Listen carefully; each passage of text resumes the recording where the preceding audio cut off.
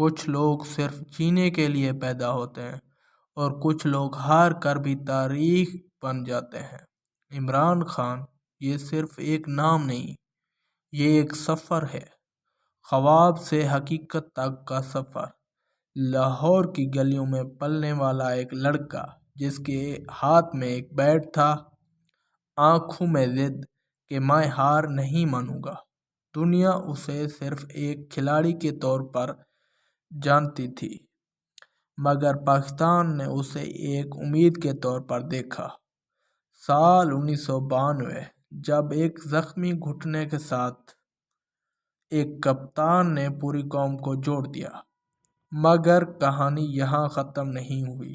ایک ماں کی یاد، ایک بیٹے کا وعدہ، شوکت خانم، جہاں غریب بھی عزت کے ساتھ علاج پاتا ہے۔ لوگ کہتے تھے یہ ممکن نہیں، مگر عمران خان نے ثابت کیا، اگر نیت سچی ہو تو ناممکن کچھ بھی نہیں۔ 20 سال، شکستیں، مذاق اور الزام، مگر وہ شخص اکیلا کھڑا رہا اور ڈٹا رہا۔ لوگ ہنستے رہے، وہ چلتا رہا، اور پھر ایک دن ایسا آیا، وہ دن آیا جب آواز بن گئی اقتدار۔ وزیر اعظم بن کر اس نے کہا، میں اس ملک کو ریاست مدینہ کے اصولوں پر چلانا چاہتا ہوں۔ وہ اقتدار نہیں، ذمہ داری کی بات کرتا تھا۔ آج حالات جیسے بھی ہوں، ایک حقیقت نہیں بدلی۔ عمران خان نے قوم کو جھکنا نہیں، سوچنا سکھایا، خاموش رہنا نہیں، سوال کرنا سکھایا۔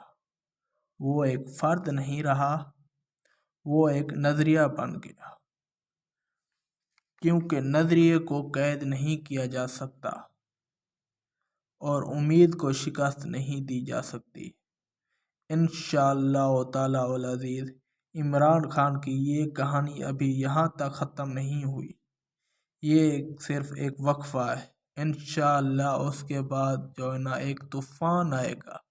عمران خان اندھیرے میں اجالے کی کرن بن کر آئے گا، جس طرح سے انہوں نے 20 سال محنت اور مشقت کی، جس طرح سے انہوں نے ناممکن کو ممکن بنایا، اس طرح سے انشاءاللہ عمران خان بھی آئے گا اور جو اندھیرے پاکستان میں قائم ہیں انہیں ختم کرے گا، انشاءاللہ تعالی العزیز الحکیم۔